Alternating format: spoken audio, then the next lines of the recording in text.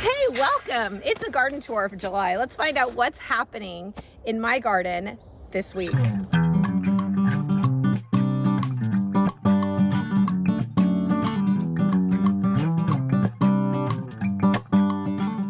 Here we have sweet potatoes growing. They're doing a beautiful job. And I don't add nitrogen because sweet potatoes don't like a lot of nitrogen. But I do make sure that there's plenty of water, especially during the summer heat. Sweet potatoes also love the heat. So this is a fun thing to have in your garden, and I can't wait to harvest in a few months. Let's take a look at some experiments I have going on. In one of my Vago beds, you'll notice that I have zinnias and I have different squashes growing, and you'll also notice trash cans. Now, I don't grow these. I had to buy these at the Dollar Tree to protect what was going on underneath because I had grasshoppers eating every single one of my seedlings. I've never had that. This year has been a grasshopper year. So this is my experiment, is I put insect netting over everything. Once I did that, it protected everything, and look, everything is totally growing. It is absolutely beautiful. So now my next experiment is I opened up spaces so that these squash would be available to other critters and pests, and I want to see if they even remember to come back here. Sometimes when you put up a barrier in your garden to stop a pest, they get deterred, so much so they go to a whole different space in the garden or a whole nother yard altogether. And that's what I hope has happened. So I'm putting these up just to see, and I'm opening up spaces just to see if these guys will get attacked or not. I don't want to clear my insect netting until everything is safe, or that these guys are big enough to defend themselves. These two beds are brand new to me, and I added soil and compost and wood chips on the very bottom, but something was wrong with the soil. Even though it was organic, something was not on point. And so I have had to add more organic soil, more organic compost to the tops of these to go ahead and balance out. I went ahead and had a soil test. Check down below the soil test that I really like using off of Amazon. And what the soil test told me was that there was so much potassium and calcium way over the top and no nitrogen. So that's why my bed of veggies was not growing. So I added some blood meal, and I added a lot more compost. I also added organic Rev, which will help build up the roots. And I did this about a week ago, and already things are starting to take off. This is already starting to bloom with some different fruits here. And this tomato is actually looking really amazing. So I'm not gonna give up on this bed. I'm going to keep adding really great things to this soil, and within a year, this soil will be more amazing than it's ever been before because I continue to add to it. Here is my experiment once again. I've got a long bean plant growing outside of the protectors, and I've got way too many seeds here, but I had such bad luck with keeping these alive that I went ahead and added a whole bunch. So I'll have to come around and kind of prune these, but I don't want to prune them yet. I want to wait till they have survived, and I'm going to go ahead and take this off. So let's take a look at the next part of the garden and what's growing. The newest garden bed is by Garden in Minutes, and it is a 2x10, which is a super fun size to have in my garden. And I've gone ahead and added squash, winter squash, and pumpkins, and I'm going to add a trellis here in about a week or so. But these plants were getting attacked also by grasshoppers, so I had to put up an insect cloth over them. And now they're starting to sprout so beautifully. I'm gonna keep the insect cloth over them for about another week or so.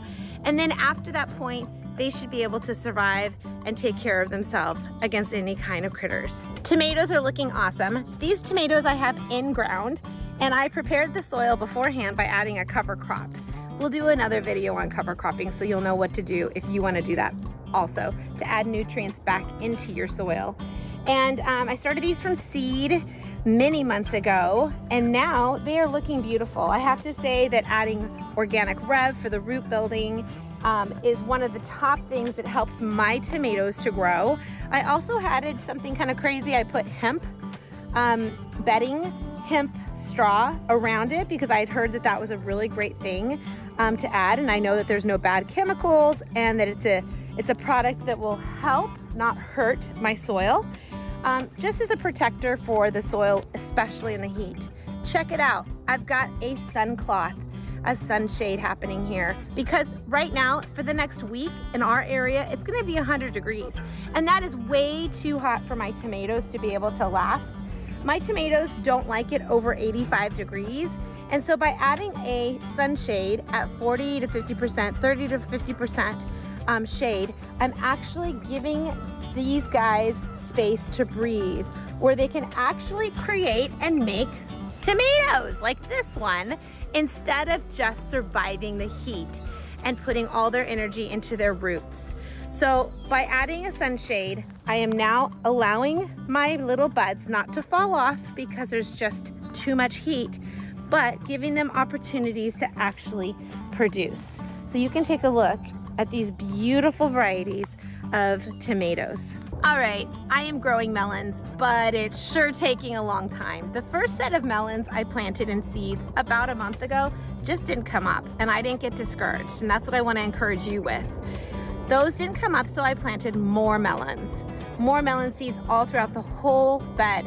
And I want you to notice that in this bed, half of the bed does not have any seedlings, the other half does. So somehow something either has attacked it or there wasn't enough water for those spaces.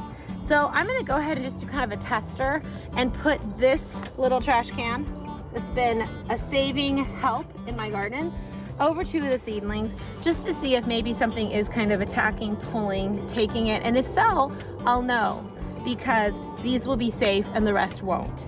So I've not given up hope to have melons this summer, and I don't want you to give up hope when things just don't work out in the garden. 4 of my beds are very established. These have been with me for about 3 years, so the soil is so rich and beautiful because I continue to add organic compost and amendments for each season. And I just want you to see how closely I have these planted together in a square foot gardening spaces. So I've got eggplant, I've got a basil, I've got 2 peppers really close, and bush beans with another eggplant. I also have something I've never grown before and I'm really excited about. I've got little cherry tomatoes here. I can't wait for these to be ready to pick.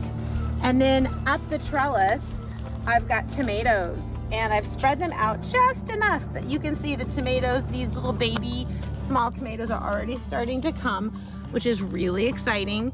I've got more peppers, more eggplants, and more, actually these are flowers.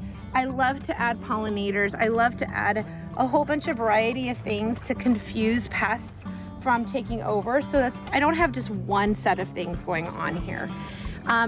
These are my fun beds that I've got some dill, I've got some chives that are growing from the last year season, and these are protecting all different parts of my garden. I have peppers, eggplants, and a whole bunch of just fun things going on in these gardens. So as these grow, I'm gonna put these up over the arch and continue to connect these with twine. I prune quite frequently to make sure that things are gonna go up and over and things don't go crazy. So check it out in a few months, or actually just in a few weeks. I'll do another video that shows what's going on in this fun established garden. Thanks for joining me. Remember to like, subscribe, and hit the bell for more gardening tips.